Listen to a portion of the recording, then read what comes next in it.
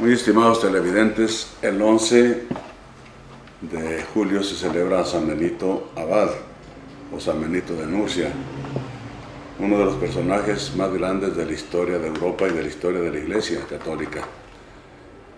Nació en Nurcia, al norte de Roma, en la región de la Umbria, por allá en el año 480, de familia noble. Desde joven buscó a Dios en la soledad, en el silencio de la oración. Se fue a un lugar muy apartado, muy difícil, que es Subiaco. Ahí pueden ustedes visitar y ver que está el convento al borde de un precipicio. De allí escapó porque lo querían envenenar unos frailes a los que les exigía que se portaran bien. Escapó a Montecassino, a 80 kilómetros al sur de Roma. Y allí en esa montaña fundó un convento que es hasta hoy el símbolo de la obra de San Benito. Allí se le juntaron muchos jóvenes que querían la perfección de la vida cristiana y la salvación, y redactó una regla para ellos, la famosa regla de San Benito, que ha ejercido una influencia extraordinaria en el occidente cristiano. San Benito era un patricio romano, un hombre noble, mesurado, equilibrado, y se refleja en la regla. Es una regla que puso orden en la vida monacal que existía en la iglesia ya desde siglos antes, desde los monjes de Egipto. Y hizo una regla tan ecuánime, tan mesurada y tan adaptable que la asumieron para toda la vida consagrada, para todas las órdenes y congregaciones de Occidente hasta el día de hoy.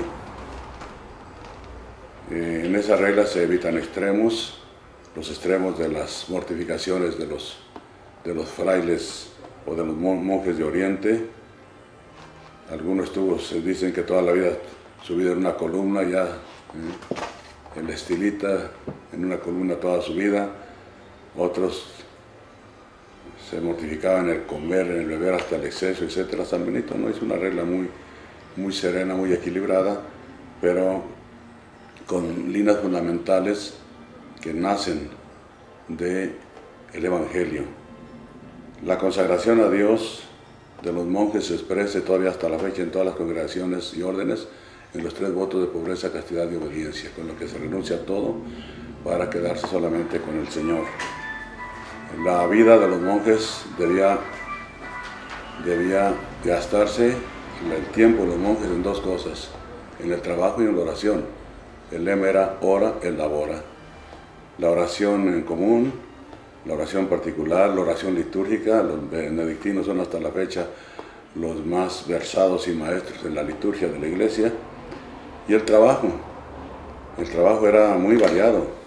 El trabajo en los campos. Él fundó monasterios con terreno alrededor, y en ese terreno los monjes cultivaban para mantenerse. Cultivaban la tierra y también la cría de ganado y de animales. Y no solamente eso, sino que fueron los inventores de las mejores viñas, de los mejores vinos que hasta ahora tenemos.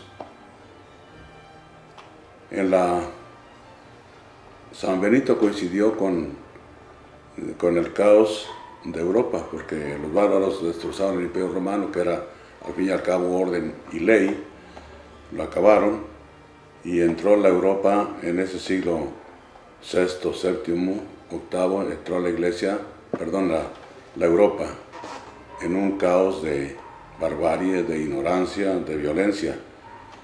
Y los monasterios fueron como centros de civilización, de cristianización, de ir convirtiendo a la gente, irla metiendo a la vida cristiana, al Evangelio y también al orden social. Y enseñaron a los bárbaros, se les enseñaron a trabajar. Pero uno de los grandes méritos que hasta ahora gozamos de los monjes, tanto benedictinos como cistercienses, que nacieron de allí.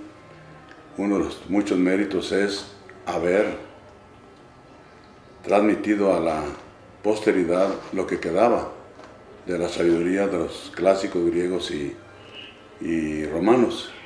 Si conocemos de la filosofía griega o de los clásicos romanos, es porque ellos pacientemente, a la luz de una vela muchas veces y bajo intenso frío, horas y horas y años, los gastaron copiando pacientemente los manuscritos que se habían salvado de la destrucción del tiempo de la mano del hombre.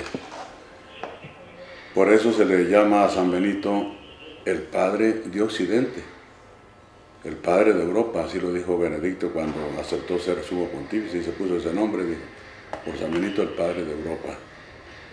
Su influencia pues sigue hasta hoy a través de la norma de la vida consagrada.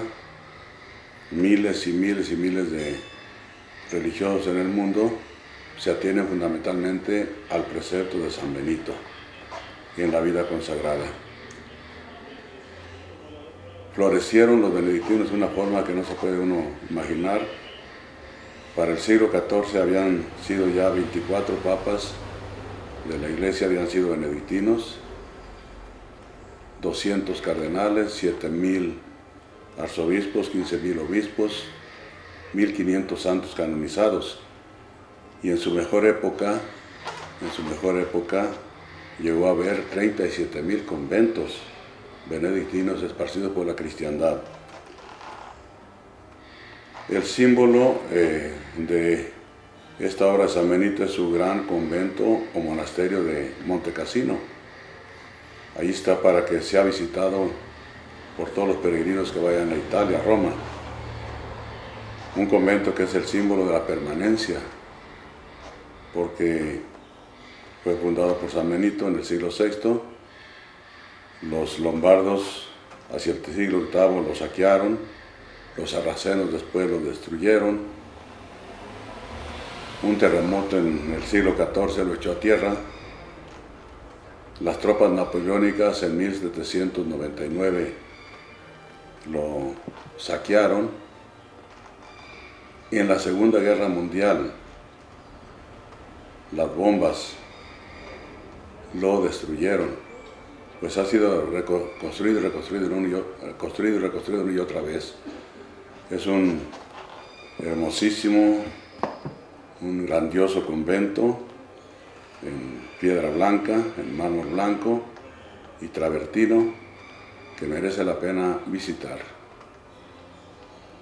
Es el símbolo de esta grande obra de un hombre que ha trascendido los siglos.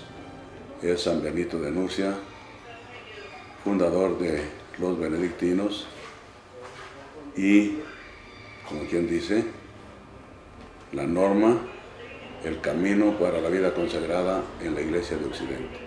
Muchas gracias y Dios los bendiga.